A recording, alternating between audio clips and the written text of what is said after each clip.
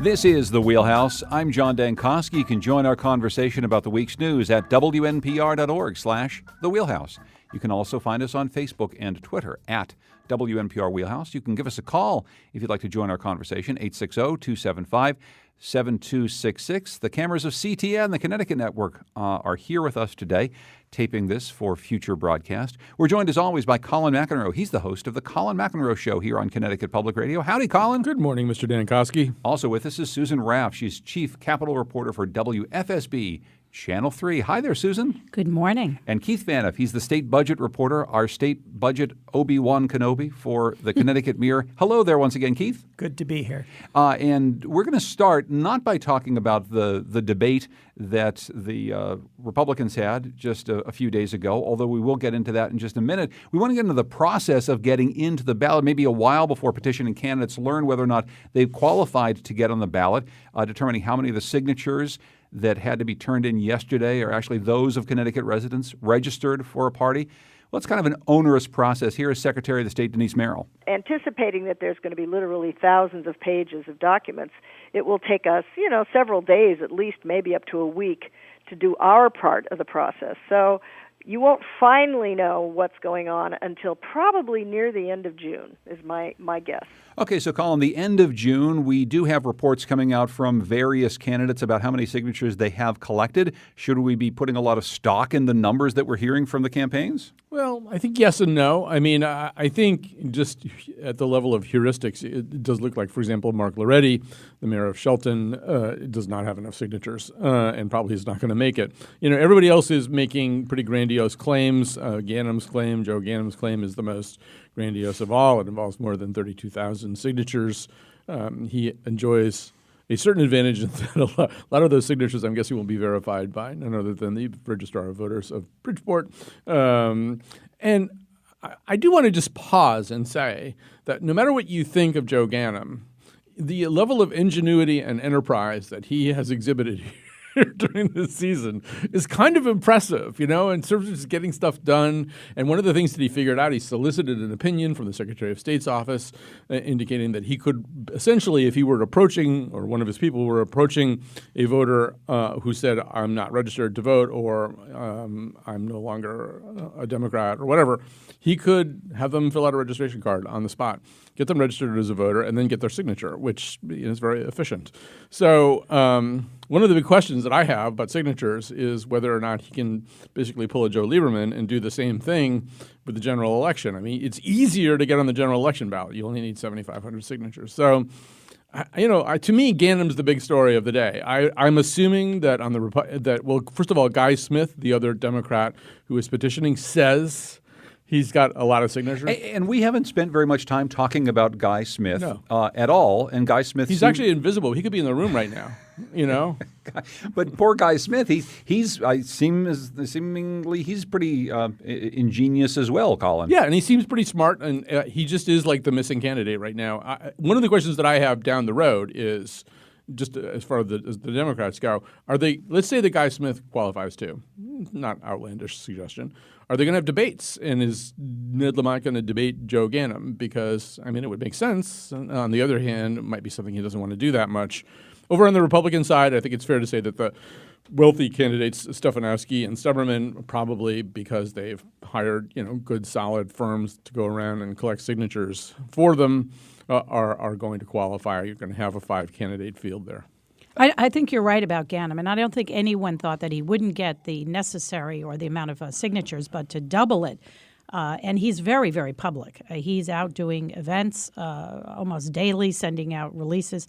But I think it's interesting what kind of support he'll get in a primary, because those are definitely different voters than those in the general election. But no doubt, he's definitely getting some traction. Yeah, should we be impressed by the fact that Joe Ganem has gone out there, thought of things like registering voters, Keith, at the same time he's collecting their signatures, doing a lot of grassroots work that maybe we haven't necessarily seen out of some of the other Democratic candidates? Yeah, I think it's very impressive. It is a very difficult task to petition your way onto the ballot. A lot of people think this is, like the situation you used to have where somebody was trying to petition onto the ballot for state rep or state senator. It's very different if you're running for governor.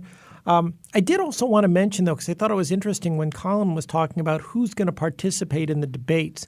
This debate we're going to talk about in a little bit, they did open it up if the petitioning Republicans were willing to sign an affidavit basically saying they're over the top. David Stemmerman chose to do that. Bob Stefanowski did not. And I'm also, by the way, I'm not saying that means he's not over the top. We don't know what their strategies are. I mean, go back to Linda McMahon. She, if she had her way, just would not have debated. She was much more comfortable going into scenarios with the public that were that she could control more. And so I don't know what the strategy is going to be. There may be candidates who feel, I'm not saying Joe Ganem's one of them, there may be candidates who feel they're better off not debating. Well, I think Stefanowski is a good example of that. I don't think he's done any debates.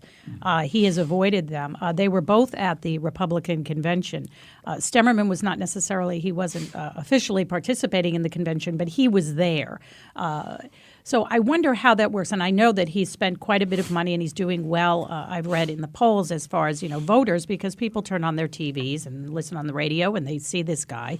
But I wonder, Ned Lamont is spending a lot of money too, but he's also out there and public and meeting people and greeting people and going to events. So I wonder if money is enough, and will people at the end of the day adhere to him and like him?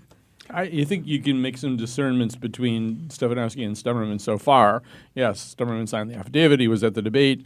Bob Stefanowski is a little bit of a cipher to me. It's been reported that he didn't vote in any elections in the last 16 years. And so I guess I'm not that surprised that he's not doing all this other stuff that Susan's talking about, too.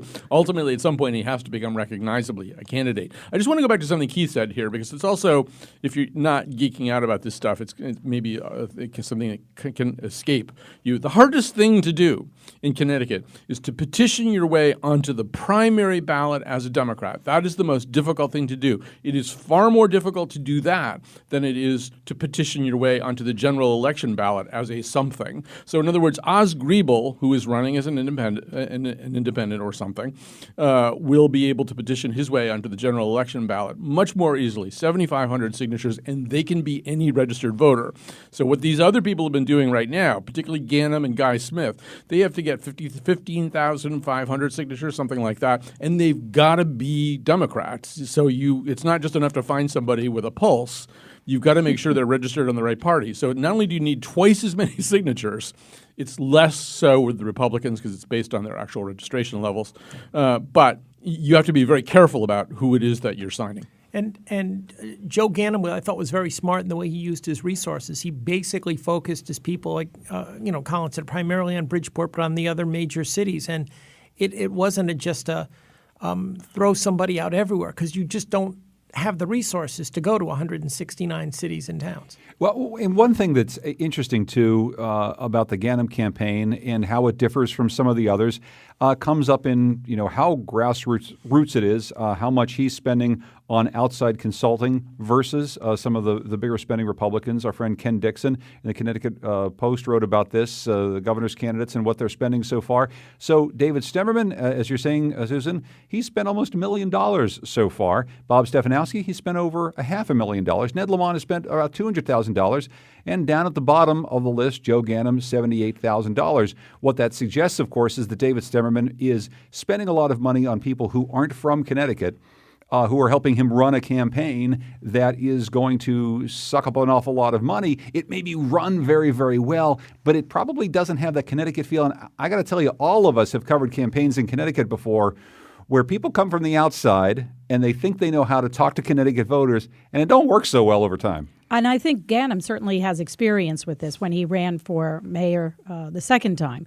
He has worked many communities in Bridgeport. So he really is a grassroots kind of candidate. He goes and gets the voters. I don't see Stefanowski or even Stemmerman going and doing that, maybe rich benefactors. But I think he knows where his bread is buttered, certainly in Bridgeport and maybe some of the bigger cities. And what do we make of that big spending on outside consultants that we're seeing out of the Stemmerman campaign and others, Colin? Well, I think you made a good point, which was that, if you spend a lot of money on outside consultants and they don't know the state very well, it's very easy to make mistakes. I think it's during the primary season, it may be less of a problem because this is such an oddly constructed primary for the Republicans. You have 5 candidates fighting over 100,000 or so August 14th primary votes. I don't even know what – I mean, it's really more game theory than it is anything else in terms of figuring out how you win in that situation. But in the general election, yeah, Connecticut is its own creature. There are certain things I can think of campaigns where they brought in people who were nationally really well-known consultants who didn't get certain things about Connecticut. So you do have to be careful. You have to at least have some people around you who understand, A, a little bit about the Connecticut press, and B, a little bit about the Connecticut voters and what kinds of things get traction and what kind of things don't. And that happened, if you remember, my memory is a little bit fuzzy with Bill Pettit, when the unions put out an ad. When was that? When he was running for state rep. And they put out stuff that was very sensitive to Connecticut voters on the Cheshire home invasion. It was an outside firm that they hired, and there was a big apology. And I remember from who was the person running against Bill Pettit? She passed away. Betty Bocas. Betty Bocas. And she was a class act. She even came to the event and understood that it was nothing personal. But I think that's a good point. When you bring in outside money and outside firms, things are said and done that are really not in tune with Connecticut issues and voters. The other thing that is happening on the Republican side, at least, is that some of the candidates are looking for Citizens Election Fund money, and it's been a little bit held up, Keith. I mean, when are they going to expect to get this money from the state and be able to start using it for their campaigns? Honestly, I'm not sure. I think the bigger problem that the Republicans face is they've consistently come out against the Citizens Election Fund. It's been the type of thing where they decry it 364 days of the year, and the one day of the year that they qualify for the money, they embrace it and basically say, well, this is the system we have. This is what I have to play with. But I will be curious to see in, Colin said, in this primary, this Republican primary, where you have potentially five people fighting for a very small number of votes. If somebody chooses to be self-funding and uses that as a way to separate themselves. Okay, Colin? Yeah, so here's what's happening right now, because Stemmerman and Stefanowski are not sitting around waiting for their citizens' election grants because they're not getting them. Sitnick, Herbst, and Boughton are the ones who are waiting, and there is something of a logjam there in the pipeline because it's not just the gubernatorial race or any of the statewide tickets; it's all these legislative races. I think the last number I saw 300 applications for citizens' election money. So Michael Brandy and his group are burning the midnight oil and trying to qualify all these people. Meanwhile, Stefanowski and Stemmerman can get on television right away. They can buy, and they have produced and bought TV ads. If you think that's important, then you understand why Jim Herbst is freaking out, and he's saying, "Why can't I get on television?" Well, because he doesn't have any money. Well, let me just ask you: if we're going to set up a citizens' election program that would, in theory, try to recruit as many people to use it as possible, it's only useful if it gets people to run for office and use it.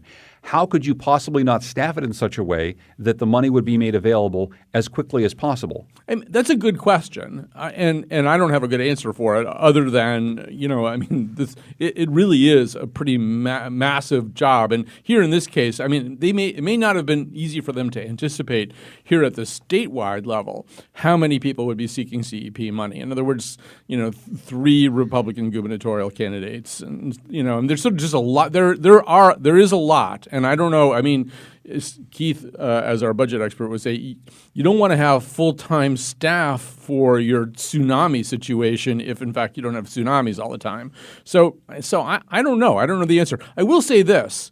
Television advertising in campaigns is overrated. It might be a little bit more useful right now because nobody knows who any of these people are. And so it's one of your chances to introduce yourself, get your name and face in front of people who are actually getting up to go get snacks during the Red Sox game. But in general, in campaigns, television advertising is not as important as people think it is. Yeah. I'll defer to Colin on television advertising because I don't know enough about that. But when it comes to anticipating, never underestimate the ability of the state capitol not to anticipate a problem until it's right in their face. They've been underfunding the watchdog agencies since about 2011. And, quoting Casablanca, they're shocked to discover there's gambling going on in this casino. They can't understand why these grants, it takes longer and longer to turn them around. When you have an agency running on a shoestring, it's going to take more time. Let's take a break, and when we come back, we're going to talk about this Republican debate. We're going to find out what some of the candidates are saying. We're going to talk a little bit about how Oz Griebel, the independent, is trying to differentiate himself from those in his former party by talking about tolls. Tolls! We get to talk about tolls. I'm so excited. Keith Faniff is state budget reporter for the Connecticut Mirror. Susan Raff is chief capital reporter for WFSB Channel 3. And Colin McEnroe is host of The Colin McEnroe Show here on Connecticut Public Radio. You can call us 860-275-7266 here in the Wheelhouse.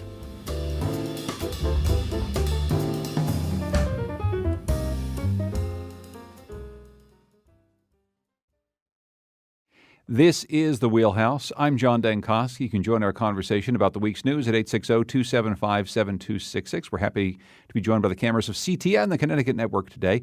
And we're joined by Keith Faniff, state budget reporter for the Connecticut Mirror, Susan Raff, political reporter for WFSB Channel 3, and Colin McEnroe, who hosts the Colin McEnroe Show. What's on your show today, Colin? We're doing a show about regret, a very powerful and at times corrosive emotion. It will feature, among other things, sort of a public radio star, Jonathan Goldstein, who currently has a podcast called Heavyweight, which is about regret and how it plays out in certain specific situations. I love that topic. So that's this afternoon at 1 o'clock on the Colin McEnroe Show. So the Republican gubernatorial hopefuls, or at least a number of them, met for their first big debate after their convention. Let's listen to a little bit of what they had to say. We have still not recovered the 30,000 jobs that were lost since before the recession. And since I graduated from college, this state has created 5,600 total net jobs. That is unacceptable, and that has kept us in this downward spiral. The state needs to get out of the retiree health care business.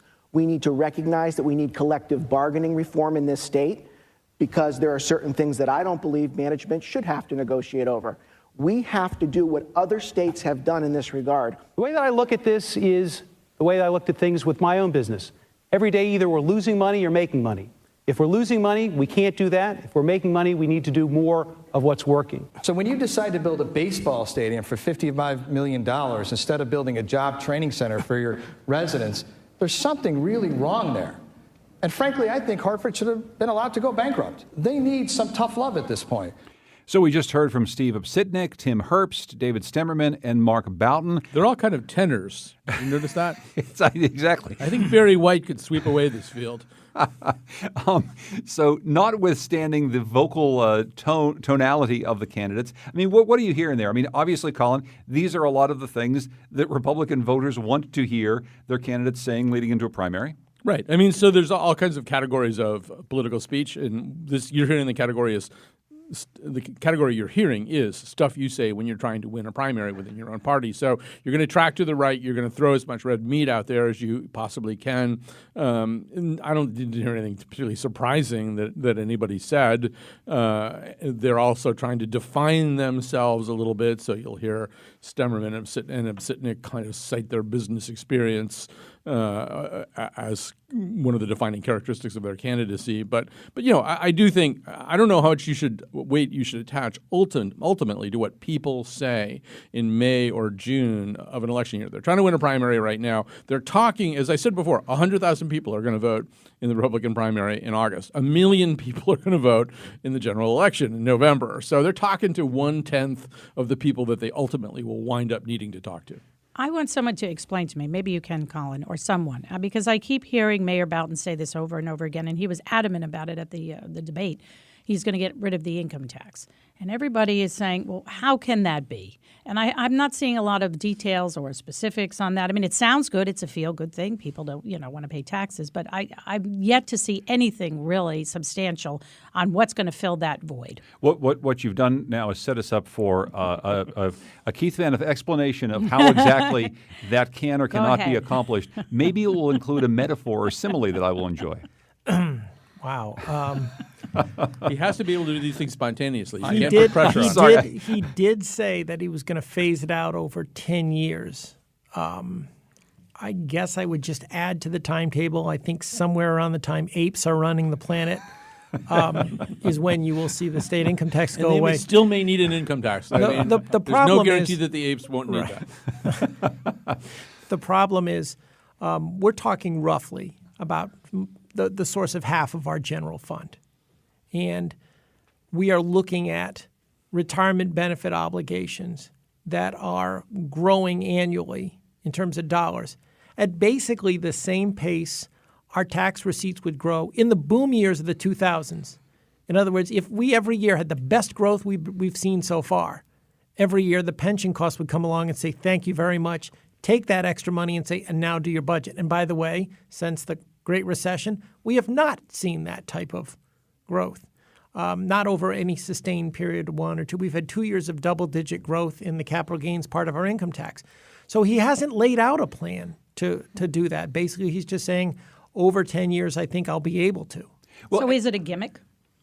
Well, I mean, it's untested is probably the best way to put it. Well, it's a thing you say. I mean, we hear this a lot. I don't even know that. I mean, a gimmick suggests that there's some pathway that you might use to get to that result, even if it's gimmicky. I mean, think about it. If you're saying I'm going to do it over 10 years, you're basically saying that's a huge asterisk. First of all, if I'm Connecticut's longest-serving governor, then basically just before I'm done, we'll get there. How? Stay tuned. That's so far what we've heard. Well, and you're asking questions of these candidates, and you're trying to find out some specific answers. So walk us through a little bit, Keith, of what you want specifically these Republican candidates to tell you about plans that say, we're going to get rid of the income tax over a course of 10 years. We're going to find efficiencies in the state government that are going to make up for some of these costs. And we're going to attack this pension obligation problem in a way that clearly will just sidestep the court mandate that will come with that. You're again forcing me to depress the stuffing out of people. I would like to hear a plan how people could avoid several income tax increases over the next 10 years. I would say that's very challenging to do only because, as we've said so many times, we're entering this 10 to 15-year period where just one component of our budget, the debt component, is going to start eating up the entire general fund. I mean, it was about 10% of our general fund 20 years ago. It's a third of it now. And various projections have it over the next decade going well over 50% of the budget. And I'll just stop you and say, Keith, I mean, it was 20% when you and I started talking about this, 6 or 7 or 8 years ago, right? It's ballooning in front of our eyes. This crabgrass, here's your metaphor, it's just consuming the backyard, and everywhere it goes, you can't, I mean, it's leached resources out of education, social services, transportation. We're already seeing it taking a toll on municipal aid just to stem that tide. And now don't forget, this next governor can't impose layoffs for 2 years. So therefore, they also have no leverage to go get concessions. We've already restructured the state employee pension, stretched it out, dumped $11 billion in costs on our kids. We'll be paying this bill off through 2047. The teacher's pension is in worse shape, and nobody's even addressed retirement health care. These are massive things that swamped Governor Malloy. I mean, that basically took all the resources out of his second term. The real challenge for the next governor is what you can do to mitigate that spread. Nobody's really fiscally ready to talk about getting rid of the income tax. Right. So, I mean, and I think I'm quoting you, Keith, but which is dangerous. Which I think it's 7 decades that you cite of just irresponsible since 1939 failure to sensibly fund these obligations. So it was, first of all, unlikely that Dan Malloy was going to be able to fix all that in 8 years. He did try. He did do significant reform, and so I think that's the other thing. One of the consistent themes coming out of this debate was we are going to restructure our pension obligations. Well, I mean, if they're locked in until 2027, how do you do that? Stemmerman, I think, is the person who sort of, well, maybe we could buy them out of their positions somehow. In other words, offer them a carrot. Or with a stick. Or we'll go to court and see if we can roll the dice and find some federal judge who'll do what none other has done before. Right. So, and all of these things seem wildly speculative. But I think there are things that you can say, and to Susan's point, you can talk also about phasing out the income tax in Republican debates. You're talking to a very small audience. We know that if you say, I'm going to build a wall, I'm going to build a wall, people can say, well, the wall will cost too much money. There are parts of the border that really aren't even amenable in terms of their terrain to having a wall, and blah, blah. Nobody cares. And there is no wall. And there's no wall. And so it's a little bit like that. I'm going to phase out the income tax. I'm going to get rid of all these pension obligations. Well, you can say that, and probably over the course of a short primary cycle, nobody will really hold you accountable. Well, and say stuff like, I don't know, I'm going to let Hartford go bankrupt. I mean, this is something that probably, Mark Boughton said, we heard in that clip. I think an awful lot of suburban voters would be happy to say, well, Hartford's caused its own problems. Hartford's going to go bankrupt. I don't think that that's the plan that any governor, Republican or Democrat, would actually have if he or she were in office. Well, I think Hartford's bailout certainly created a lot of tension with municipalities because they're saying, all right, so if you've behaved badly and you haven't managed your own finances, why are they being rewarded? It's sensitive. I don't know. It does come with strings attached. I mean, they're not just basically giving Hartford money. It does come with oversight, and I believe, but the state does put itself on the hook if they fail. And that could be a problem for Connecticut, and I understand it is. So I can understand the animosity, and people are upset about that. But what do you do? Do you let the capital city go bankrupt? Some say that's okay. I'm not sure that's a good idea or not. When you talk about are they being rewarded, Keith, I think about somebody who's on a cruise ship, maybe a little bit tipsy, over the rail, and they fall over the side. I mean, are they being rewarded by being thrown a life jacket? I mean, I don't know. What do we say? Do we let people go down? What struck everyone during the whole Hartford bailout debate was the number of legislators from both sides of the party who, quite frankly, inaccurately said, well, Hartford has this huge spending problem. If you look at the spending per capita, the biggest spending towns in the state by far are Fairfield County suburbs. Westport spends $2 per person for every $1 Bridgeport has, and Bridgeport has far more problems and far more things to spend money on. What drives what you spend is if you have the money to do it. The danger, I mean, in the short term, I'll go back to Colin's point. These guys are focusing on winning the primary. If you're only thinking about today, you're playing to your base. The thing you say is Hartford should have been allowed to go bankrupt. The danger is when you have all these distressed municipalities, including poor communities in eastern Connecticut, many of which vote Republican, that are on the cusp themselves in the next 2 or 3 years because we are pulling money out of municipal aid to pay those pension bills. Now, all of a sudden, I wonder, does it come back to bite these people in the general election? I think also there's two ways to have this bankruptcy conversation. I know people who are not crazy demagogues who thought bankruptcy might be a good path for Hartford. So that conversation is, look, we want ultimately what's best for the city. We want the city to be able to get back on its feet. So you go to bankruptcy, and that allows you to restructure certain things that would be difficult to restructure under other circumstances. Maybe that's a good course if your ultimate goal is to get the city back on its feet and let it have an operating basis that's sustainable. All right, that's not what's being said. That's not what I hear in this debate. I hear I hate cities. I hate cities. They're full of irresponsible leaders. They don't keep things in check. I hate cities. And I just want to say it's not possible to have a thriving state on either of the two coasts of America with I hate cities as your governor's fundamental attitude. Cities are what's driving what growth there is in America today. And that's such an important debate right now because most cities now, or many cities across the country, have been restoring their cities. Yeah. And younger people want to live in cities. They don't want to drive as much. Maybe when they're in their 30s or 40s, they want to go to the suburbs. But people want that. In Connecticut, I think, from being here, from experience, has really ignored its cities, many of them. And so now they're starting to figure out that was a bad plan. And they are piecing it together slowly in Hartford.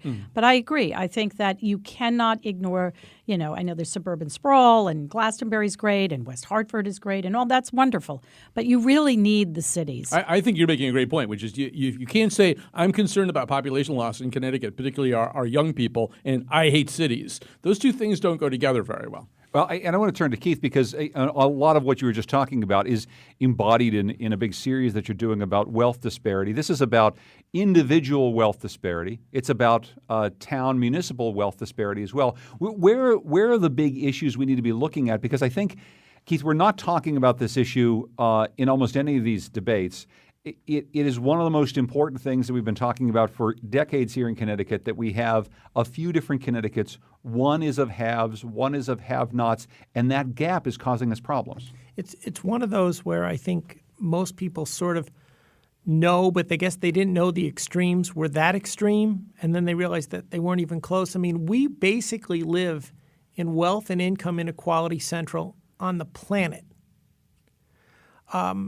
Just since the Great Recession, too, the movement toward inequality has rapidly accelerated between, say, 1929 and 1979. All the forces, unionization, civil rights, were pushing us all toward greater equality. From 1979 to 2013, we basically reversed all of that, and now we're pushing toward new extremes. The estimate is nationally, the top 1% earned 24 times what the bottom 99%. So we're talking, there's a lot of rich people in the bottom 99%. The top 1% earn 24 times what the bottom 99 make. In Connecticut, the ratio is 43-1. In Fairfield County, it's 74-1. Just again, going back to the Hartford bailout debate, there was always this unspoken assumption that Hartford's spending money like crazy. Hartford's spending money like crazy. Hartford is the highest spending. So I'm doing sarcastic air quotes on the air. It's a sight gag. It does not work. I'm sorry about that. CTN, The CTN folks love it, though. Okay, They I love this apologize. stuff.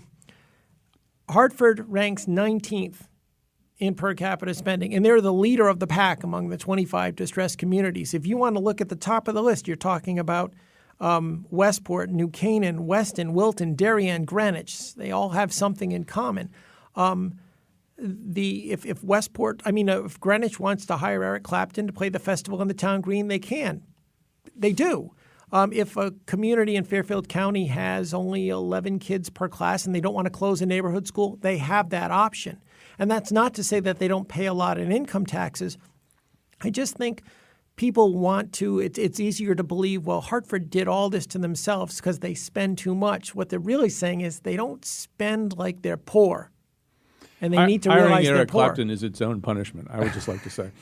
Well, wasn't the governor's whole method to education for ECS funding was that if communities like Greenwich want to pay their teachers more, then they should be picking up the tab for that.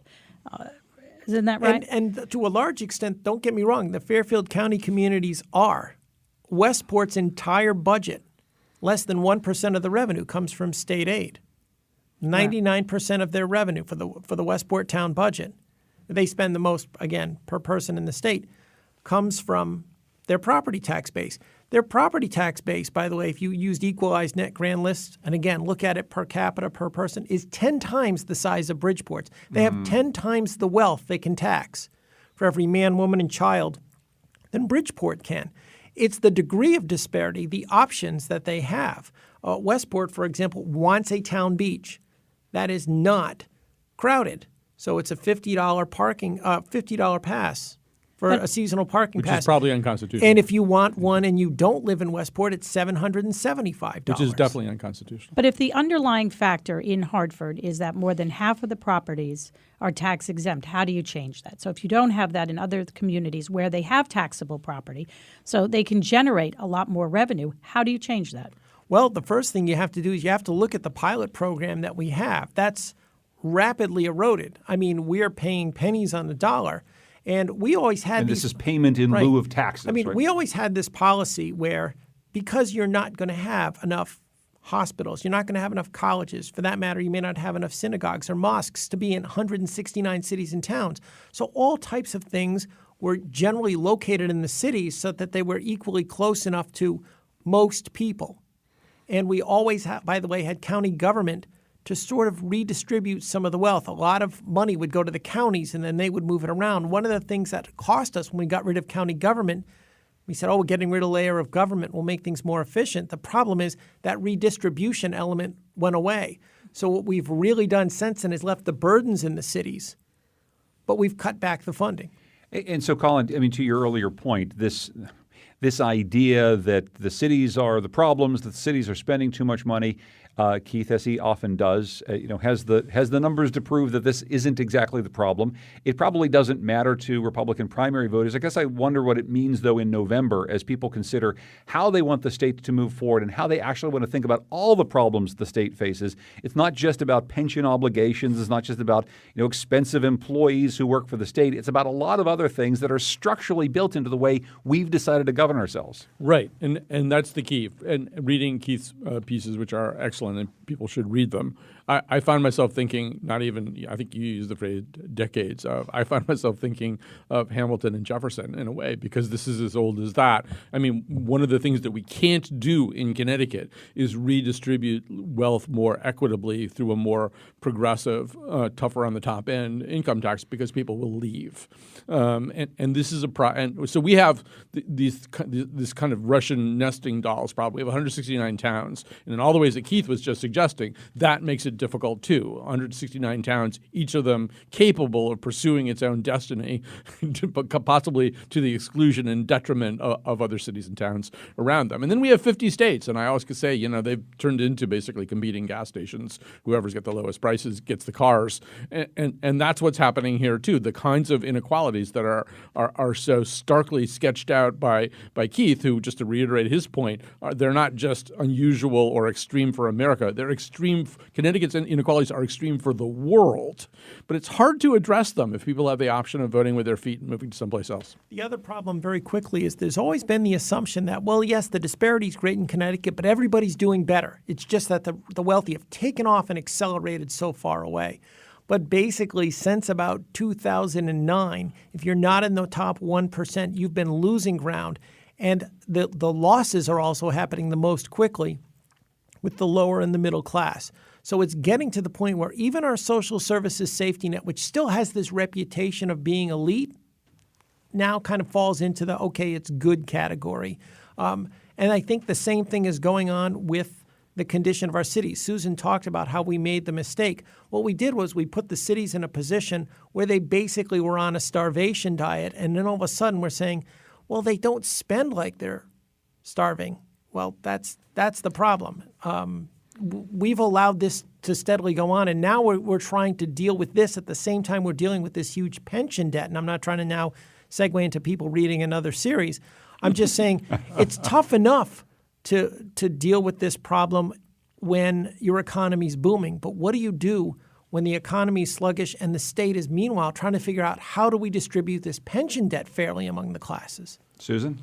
I think that one of the bigger issues, and you had mentioned that, as far as middle class, and when you take that out of cities, out of Hartford, New Haven is struggling with that, and you have more people on assistance or getting some kind of state aid, it's just not a healthy economy. And so I think that's been going on for a long time. Communities that have a middle class that put into the system and take out, that's a good balance. So when you ignore that and leave that for a long period of time, that's, I think, what's happened. When we come back from our break, tolls and trains. This will be interesting. We're talking with Susan Raff, political reporter, WFSB, Channel 3. Keith Faniff, state budget reporter for the Connecticut Mirror at ctmirror.org if you want to read his series on wealth inequality. And Colin McEnroe, host of The Colin McEnroe Show here on Connecticut Public Radio. We'll be right back after this.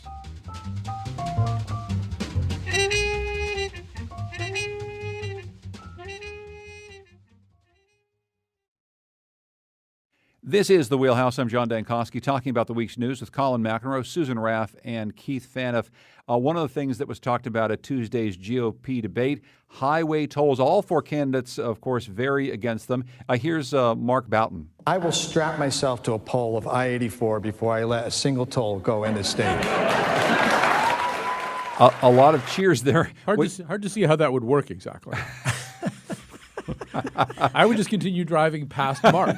Oh, there's Mark strapped to the pole again. He's waving. So Oz Griebel, who is running as an independent, a former Republican, Colin, he says, he'd have a highway tolling system in place on I-84, I-91, I-95 within 3 years. He's pushing the revival of the state's Transportation Strategy Board. So there's a little distinction between a couple candidates. Yeah, well, I mean, first of all, Oz is not seeking the favor right now of 100,000 August Republican primary voters. Oz is already running a general election campaign. And because of the kind of independent campaign he's running, he can afford, I think, to be a little bit more high-minded, and his brand, so to speak, can be being realistic about things and talking about things as they are as opposed to how we might wish that they were. So, yeah, I mean, actually last night, as the Red Sox game dragged on for 4 hours, I found myself thinking, as I sometimes do late at night, would Oz Griebel be a good governor? And I actually think he might be a pretty good governor. I mean, I don't think anybody, to keep back to Keith's doomsday scenario, I don't think anybody's going to govern their way out of this mess anytime soon. That's not what we're going to get out of this election. But I mean, Oz, who I don't think is a particularly good campaigner or a good politician, I mean, he's telling the truth about that. I think. I mean, we've talked about tolls, till we're blue in the face on this show. I don't see how we don't have tolls. But he certainly knows the state and he knows business, and I think he understands infrastructure. If you remember, what was it, the monorail that he was proposing several years ago? I mean, it's really bizarre that Connecticut has no train to the airport. So I think that he understands that, and I think with tolls, certainly, I mean, people don't want to pay any more taxes, but I don't understand why there was so much antagonism to just look at a study and where they would be. But I think Oz Griebel understands that in order to encourage business, you have to get commerce coming and going and quickly and not in pothole city. Since you talk about big numbers all the time, Keith, I mean, put the toll debate into a little bit of perspective for us. I mean, we talk about it like it's the most important issue that we could possibly talk about because people either are very, very for them, all the other states in the Northeast for the most part have them, or very, very against them. I can't stand another tax on my roads. Well, I mean, what do tolls really mean? Let's say they get instituted in 3 years. Cue the drop in a bucket sound effect. Right? I thought you were going to do more of a wah, wah, wah, wah. I think the biggest fear of tolls is people can't imagine the new bill.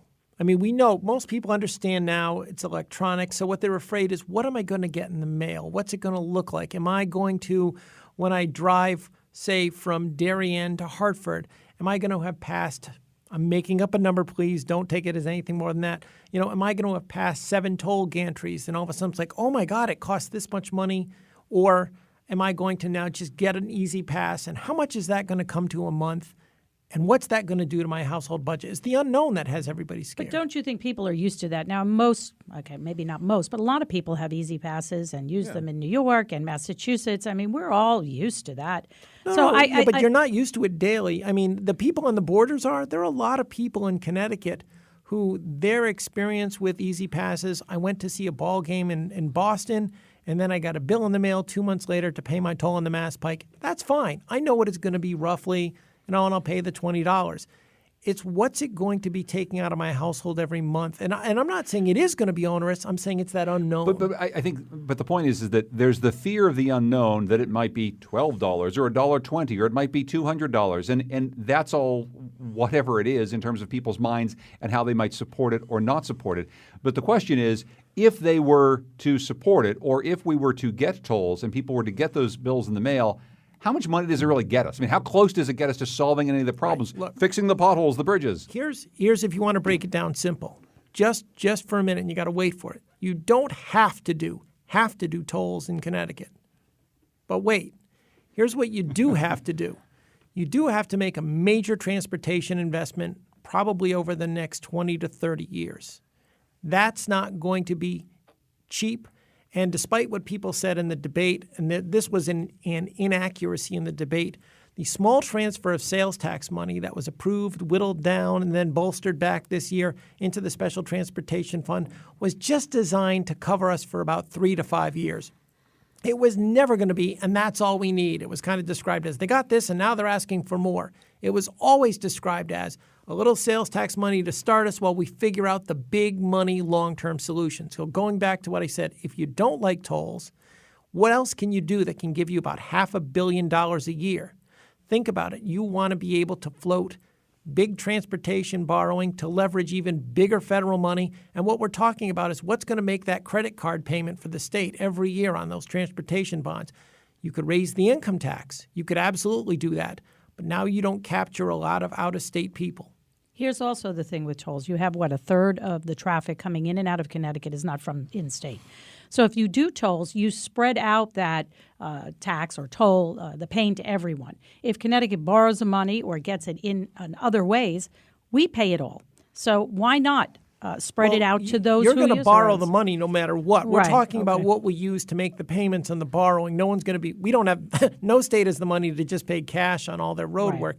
You can pay cash on a portion of it if you're in really good fiscal shape. We're not. All I'm saying is your alternatives to tolls are very slim. We've already got one of the highest gas tax rates between our wholesale and retail taxes. We're not as bad as we were about a decade ago, but we're still in the top 10 among states. So you could really jack up gas prices quite a bit. We're talking probably 25, 30, 40 cents a gallon. You could look at the And income who tax, would- or you could talk tolls. And who would pay that? I mean, primarily Connecticut residents, because as it is now, people will go to Massachusetts and fill up with It's you the rates myth like that you need none of these bad choices that's winning. The problem is the roads are getting worse while we're, in the meantime. First of all, I think they're all making great points. And the truth is, I actually think the worst thing that happened to this debate was when there were a few sort of trial figures floated out. How much would it cost you to drive from Hartford to New Haven or something like that? That's when people the started to worst get thing you nervous. can do, yeah. Right. I will say, having driven around Dallas recently, in Dallas, you just feel like you're in some kind of casino where the transponder on your rental car is just going ding, ding, ding, ding. Hey, you just got onto the Rogers Staubach Freeway. That's going to cost you $850. It's like, what? What? I didn't even. Partner. I was just following what the GPS told me to do. I don't want to pay all that money. So it's not going to be as bad as that. But I mean, we as Susan was saying, we know what this looks like. It looks like all the other states that are right around here. So one of the things that we want to get to before we run out of time here, Susan, is, okay, tolls do a couple things. It provides money to the General Transportation Fund to fix the potholes, but it also will change some behaviors, get people off the roads. You need other ways to get places, and we've got this new Hartford line, Springfield to Hartford to New Haven. It's been years in the making. It's a little bit behind schedule, but it's starting this weekend, and there's already some problems. Well, there are, and I think you're right. I think it is very exciting. It's expensive, but I think the whole push to get people off the roads and into public transportation is a good one, and I think the governor deserves some credit for that. What they didn't, or maybe was not a priority, what they're doing is because it's a 5-year wait to get new train cars. So in that interim, they are leasing older cars from Massachusetts. Some of them have already been in use, but they're older. They're from the 80s. And the problem with those 16 cars, which is really a temporary measure until we get the new ones, they are not in compliance with disability access, with the laws, current laws, because the bathrooms themselves are too narrow and you cannot fit a larger wheelchair in there. So there's been a lot of problems with that and a lot of people coming forward, a lot of advocates for the disabled. And the end result is, first they were going to have no bathrooms, because how can you have bathrooms for some and not bathrooms for all? That's discriminatory. So now what they're going to do until November is put accessible bathrooms on the platforms. So you have to go to the bathroom before you get on the train for the disabled. God forbid you have to go while you're on the train. Yeah, and it's one of those things that you would think, Keith, that perhaps they would have thought of a little bit before. What's the long-term impact, do you think, of this Hartford rail line and what it means for the state? It's nothing that's going to be able to work. Boy, this is going to be a bad pun. It's a silver bullet. It's going to have to work in conjunction with other things unless Connecticut deals with its overall transportation problems and its IT infrastructure problems. They're still not going to get the economy off the ground. People can't move their goods and services, and one route won't be enough to change the state economy. Well, one thing I will say, Colin, though, for a story that we're doing for later this week, we talked to a young man standing on the train platform in a new train station in Meriden, a town that has gone all in on trying to be a train town once again. This is a young guy, wants to go to New York City. He has twice as many trains now at half the cost to get down there, and he actually talked about young people liking this sort of thing. Right. He and Keith are both right. Right. In other words, this is better than the ever unpopular nothing. So, None of the above. But Keith is also right that it's all by itself, it's not enough. And I mean, ideally, you'd want some kind of high-speed direct train that goes west across the state to New York from, say, Hartford. I do want to say one thing before we're out of time, because this may be upsetting to you, and Susan did not report this, but apparently on these 80s cars, Take On Me by Aha plays constantly. So you may not must be have able to left that handle out. that, John. I didn't know they still had that on there. Colin McEnroe hosts the Colin McEnroe Show on WNPR. He's doing a show about regret later today. Thank you, Colin. Thank you. Susan Raff here from WFSB. Thank you so much, Susan. Thank you. And thanks to Keith Faniff, our guru about the state budget. Thank you, Keith. Thank you. You can read his stuff at ctmirror.org. The Wheelhouse is produced by Scott Breedy. Our executive producer is Katie Tolarski. Kion Wolf, our technical producer. Our new intern, Zandra Ellen, helped out with the show. This is The Wheelhouse.